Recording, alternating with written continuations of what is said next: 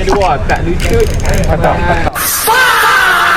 Assalamualaikum geng. Kali ni aku dah dekat kolam Maksu. Datang sini sebab apa? Sebab nak test rod. Rod apa? Rod big fish yang aku pegang ni geng. Depa kata pakai rod ni ong-ong geng. Jadi member aku nak join juga. Aku bawalah satu rod untuk dia sekali. Yang ni aku pelik. Memang je tak nak bagi ikut geng. Tiba-tiba je boleh talapiah besar ni. Dah lah first time mai. Strike pula tu. Hampa tengok lah geng. Tak tahu lepas ni. Memang dah kena karan dah geng. Naik pun geng. Ikan pacu. Nampak tak? Muka banyak happy tu.